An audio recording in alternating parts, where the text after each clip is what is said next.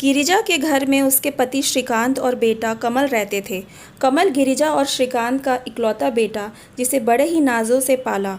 मामूली नौकरी में होने के बाद भी श्रीकांत ने बेटे की हर जिद और इच्छा को पूरा किया। जब कमल छोटा था तो माँ का पल्लू थाम इधर उधर घूमता। अब कमल 22 साल का हो गया।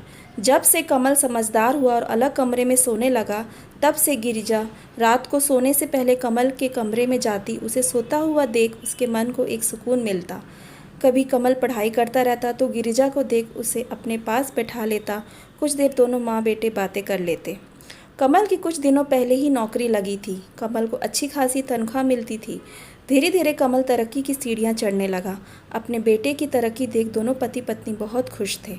अब गिरिजा घर में बहू लाना चाहती थी। बहुत सपने देखे थे गिरिजा ने अपनी बहू के लिए, और उसने कई तस्वीरें अपने समाज के शादी की पत्रिका से निकाली और कमल को दिखाई। कमल ने डिम्पल को पसंद किया। जल्द ही कमल और डिम्पल की सगाई हो गई और 2 महीने बाद का शादी का मुहूर्त तय हो गया। कमल और डिम्पल का बातें करने का सिलसिला शुरू हो गया। धीरे धीरे कमल डिम्पल के प्रेम में डूबने लगा था। रात को भी ऑफिस से आने के बाद खाना खाकर अपने कमरे में चला जाता। अपने माता पिता के साथ बैठता ही नहीं। सुबह भी डिम्पल के फ़ोन से ही शुरू होती। गिरिजा की ये सब अच्छा नहीं लगता, क्योंकि उसका बेटा जो माँ माँ करता नहीं थकता था, वो शादी के पहले ही डिम्पल के गुणगान करने लगा था। एक दिन रात को सोने से पहले गिरिजा कमल के कमरे में गई। कमल डिम्पल से फ़ोन पर बातें कर रहा था। गिरिजा को देख कमल ने अचानक से फ़ोन काट दिया और बोला, माँ तुम इस समय? गिरिजा ने कहा, हाँ मैं देखने आई थी तू सो गया या नहीं। उधर अचानक से कॉल कट हो जाने से डिम्पल परेशान हो गई और कमल को कॉल करने लगी। कमल ने गुस्से में माँ से कहा, माँ इस तरह रात को मेरे कमरे में मत आया करो। अब मैं बच्चा नहीं रहा, बड़ा हो गया हूँ। गिरिजा का ये शब्द बहुत ही बुरे लगे। वो चुपचाप अपने कमरे में चली गई।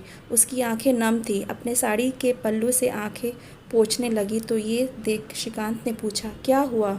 गिरिजा ने सारी बात श्रीकांत को बता दी। ये सुन श्रीकांत ने कहा, तुम भी ना, अरे भूल गई क्या अपने जवानी के दिन, किस तरह हम छुप छुप कर बातें करते थे, फिल्म देखने जाते थे, शादी के पहले एक दूसरे के साथ समय बिताते थे।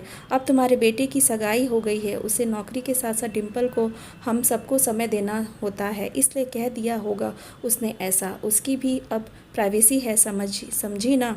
गिरिजा ने हाँ में सर हिलाया। समय बीता। डिम्पल शादी कर घर आ गई।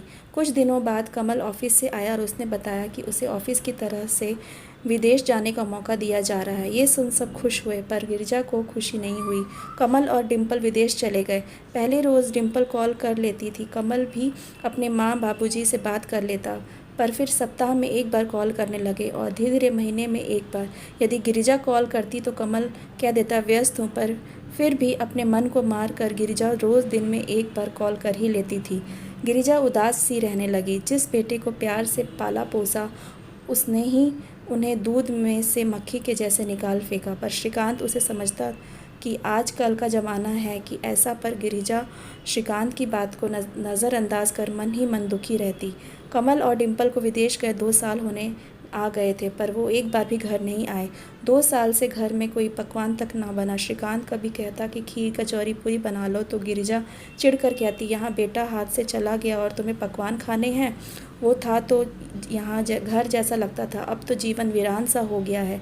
बेचारे श्रीकांत कुछ कह नहीं पाते। बाजार से जाकर जो मन में करता खाने को ले आते, पर बाजार के पकवानों में वो स्वाद कहाँ जो पत्नी के हाथों में। श्रीकांत के रिटायरमेंट का दिन करीब आ गया था। गिरिजा ने कमल को कॉल कर कहा, बेटा परसों तेरे पापा का रिटायरमेंट दिवस है, उसके उपलक्ष्य में ये उनका सम्मान समारोह रखा गया है, इसलिए तू वीडियो कॉल कर लेना, तेरे पापा को अच्छा लगेगा। कमल ने कहा, ठीक है माँ। सम्मान समारोह के दिन बड़े ही अच्छे से श्रीकांत का स्वागत हुआ। पूरे स्टाफ ने श्रीकांत की तारीफ की। गिरिजा बार बार फ़ोन देख रही थी कि कमल और डिम्पल कॉल करेंगे। सम्मान समारोह ख़त्म हो गया, पर बेटे बहू का कॉल नहीं आया। गिरिजा ने श्रीकांत से पूछा, देखो ज़रा आपके मोबाइल पर कमल का मिस कॉल हो? श्रीकांत ने कहा, कोई मिस कॉल नहीं है, तुम झूठी उम्मीद करना छोड़ दो। देखो गिरिजा, मैं तुम्हें कब से समझा रहा हूँ, तुम बेटे बहू से आस लगाए बैठी हो और अपना दिल दुखाए जा रही हो। मन ही मन दुखी होना छोड़ दो। वो वहाँ तुम्हारे बारे में सोचते होंगे क्या? नहीं ना, वे तो वहाँ खुश होंगे, पर तुम यहाँ क्यों अपना जीवन बर्बाद किए जा रही हो? बेटे बहू के चक्कर में अपना जान सुखाए जा रही हो। अरे बहुत से लोग बे औलाद रहते हैं, तुम भी सोच लो जैसे तुम्हारी कोई औलाद ही नहीं है।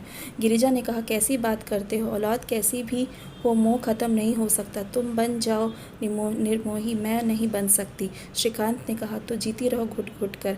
बेटे बहू के चक्कर में ऐसा ना हो, अपने पति के प्रेम को भी खो दो। गिरिजा चुप रही, क्या कहे कुछ समझ नहीं आया। रिटायरमेंट के बाद सरकारी क्वार्टर खाली करना था। श्रीकांत ने अपनी जमा पूंजी से कॉलोनी में एक छोटा सा घर खरीदा। घर बहुत छोटा था, पर एक सुकून था कि अपना घर है। धीरे धीरे गिरिजा के आस पड़ोस की औरतों से पहचान हो गई।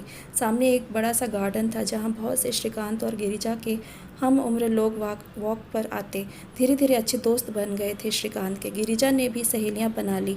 बातों बातों में उसे पता चला कि उसके घर की समस्या तो कुछ नहीं है, दूसरी औरतों तो और भी ज़्यादा अपने बेटे बहू से परेशान है। किसी को घर में मान सम्मान नहीं मिलता, तो किसी को समय पर चाय खाना, किसी की बहू उससे सीधे मुंह बात नहीं करती, तो किसी की बहू बेटे को माँ के खिलाफ भड़काती, बेचारी कोई दवा और इलाज को तरसती। सबकी पीड़ा सोचने लगी, इसे तो बेटे बहू दूर ही भले, कम से कम मेरे पास अच्छा पति है, मुझे किसी का मुँह नहीं देखना पड़ता चाय खाने के लिए, रोज़ की किचकिच नहीं है। जब हाथ पाँव नहीं चलेंगे तो काम वालियाँ रख लूँगी, सुकून से जीऊँगी। सच कहते हैं श्रीकांत, वे वहाँ खुश हैं तो मैं क्यों अपना दिल दुखाऊँ, क्यों सोच सोच कर मन ही मन दुख हुई हो जाऊँ। मैं अपने घर की मालकिन हूँ, आराम से जीऊँ। पति के साथ बहुत समय के बाद गिरिजा के मन को शांति थी और चेहरे पर खुशी। घर आकर हाथ मुँह धोकर गिरिजा रसोई में मटर की कचौड़ी, गाजर का हलवा बनाने लग गई। रसोई से खाने की महक आई तो श्रीकांत रसोई में गए। गिरिजा ने श्रीकांत से कहा, आज सब आपकी पसंद का बन रहा है। श्रीकांत हैरान थे पर खुश थे कि गिरिजा में बदलाव आया। गिरिजा की रसोई में गुनगुनाने की आवाज़ बाहर तक आ रही थी। उसके बाद गिरिजा ने कमल और डिम्पल को कॉल तक नहीं किया। जब कोई इंसान किसी की कदर और फिक्र करना छोड़ देता है तब उसे उसकी अहमियत पता चलती है। 1 महीने बाद कमल ने कॉल किया। गिरिजा ने फ़ोन उठाया। कमल ने पूछा, और मम्मी कैसी हो? आपने तो कॉल ही करना बंद कर दिया। गिरिजा ने कहा, हाँ बेटा, आजकल हम बहुत व्यस्त रहते हैं। कमल पूछा, कहाँ व्यस्त रहती हो? गिरिजा ने कहा, जब अपने पराये हो जाएं तो परायों को अपना बनाना पड़ता है। कमल, अच्छा फ़ोन रखती हूँ, मिसेज दुबे आई हैं।